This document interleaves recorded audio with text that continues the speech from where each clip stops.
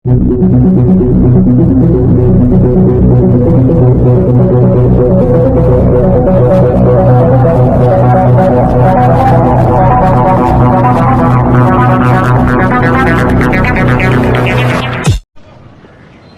నమస్కారం. మనము బనగానపల్లె ప్లాస్టిక్ నివారించాలని చెప్పేసి బనగానపల్లెలో దాదాపు 1.5 నెల అవుతుంది. దానిలో భాగంగా ఎక్కడ చూసినా ప్లాస్టిక్ చెత్త ఉంటుంటే మొత్తం ఎక్కడిదక్కడ తీసేపిస్తున్నాము. చూసిన వాళ్ళకు చూసినట్టు వేసే వాళ్ళకు కూడా నేను ఫోన్లు చేసి చెప్తున్నాను. అందరూ కూడా స్పందిస్తున్నారు. ఎక్కడే కానీ ప్లాస్టిక్ లేకుండా చేస్తున్నారు. కానీ ఇక్కడ ఈ ఆర్టీసీ బస్టాండ్ ఆవరణంలో చాలా చెత్త ఉంది ఇక్కడ. అది నేను నిన్న చూసి మొత్తం ఇదంతా క్లీన్ చేయించి ఇక్కడ ట్రాలీ పెట్టించాను. దయచేసి బస్టాండ్కి వచ్చే వాళ్ళు కానీ, తర్వాత ఇక్కడున్న హోటల్స్ వాళ్ళు కానీ, స్కూల్ పిల్లలు కానీ, ఎవరైనా సరే ప్రయాణికులు కానీ, ఇక్కడ రోడ్డు మీద పోయే వాళ్ళు కానీ, ఇంట్లో ఇక్కడ ఉన్న ఇళ్ళు కానీ దయచేసి ఇక్కడ ఎవ్వరు చెత్త కింద వేయకుండా ఆ ట్రాలీలో వేయాలని చెప్పేసి నేను అందరినీ కోరుకుంటున్నాను. ఎందుకంటే అదే పనిగా నేను ఇక్కడ క్లీన్ చేయించి ట్రాక్టర్ పెట్టాను. కానీ మళ్ళా తెచ్చి మళ్ళా కింద వేశారు. దయచేసి అర్థం చేసుకోండి.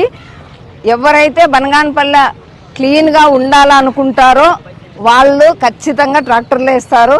లేదు బనగానపల్లె ఇట్లే ఉండాలా అనుకునే వాళ్ళు మాత్రమే కింద వేస్తారు. అందుకని చెప్పేసి ప్రతి ఒక్కరు గమనించి చూడండి. ఇక్కడ కూడా చూడండి, ఈ కాల్వలో కూడా చెత్త ఎంత పడిందో. దగ్గరికి రా.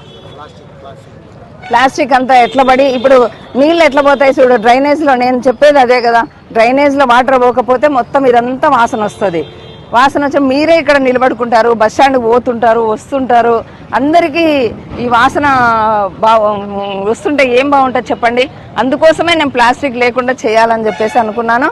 ప్రతి ఒక్కరు కూడా ఇక్కడ ట్రాలీ ఎప్పుడు 24 గంటలు ఒక ట్రాలీ ఉంటుంది. దయచేసి అందరూ ఆ ట్రాలీలో వేయాలని చెప్పేసి మనస్ఫూర్తిగా కోరుకుంటూ, దీనికి సంబంధించి యువత అంతా ఇక్కడికి వచ్చి వాళ్ళంతకు వాళ్ళే వచ్చి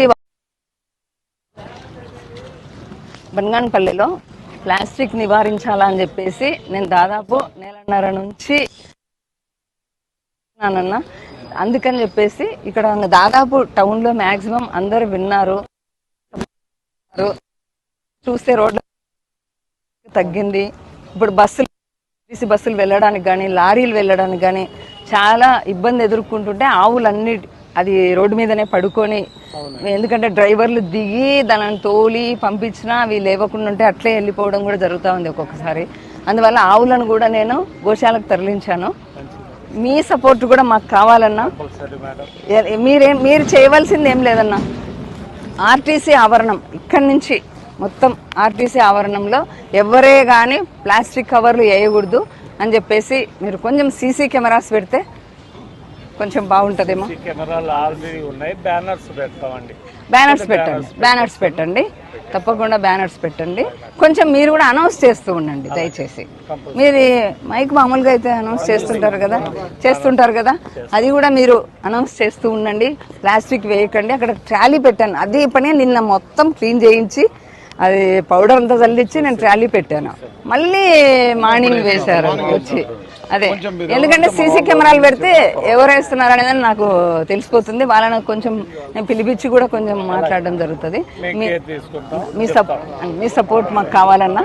బనగానపల్లి అంతా నీట్గా పెట్టుకుందాం, ప్లాస్టిక్ నివారిద్దాము, క్లీన్ అండ్ గ్రీన్ చేసుకుందాం అన్న. థ్యాంక్ యూ అన్న, థ్యాంక్ యూ సో మచ్ అన్న, థ్యాంక్ యూ. తర్వాత మీరు సార్తో మాట్లాడండి. నాది ప్లాస్టిక్ది.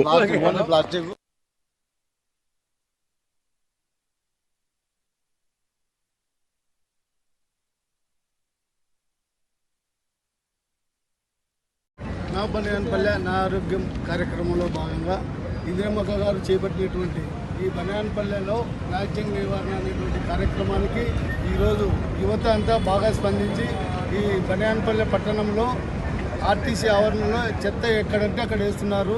వాళ్ళంతా దీనికి స్పందించి ఈ యొక్క చెత్తను తొలగించి ఈ యొక్క ట్రాక్టర్ను కూడా ఇక్కడ ఏర్పాటు చేయడం జరిగింది. ప్రతి ఒక్కరికి చెప్పేది ఏమంటే ఈ చుట్టుపక్కల వాళ్ళకి కూడా ఇక్కడంటే అక్కడ చెత్త వేయకుండా ట్రాక్టర్లో వేయాలని కోరుకుంటున్నాను. అలాగే ఇంద్రమ్మ గారు చేపట్టినటువంటి ఈ యొక్క బృహత్తరమైన కార్యక్రమానికి మీ యువతల్లా స్పందించినందుకు, ముఖ్యంగా అర్షద్కు సలాం కూడా యూత్లో చేరిపోయినాడు. మీ అందరికీ కూడా ధన్యవాదాలు తెలియజేసుకుంటున్నాను.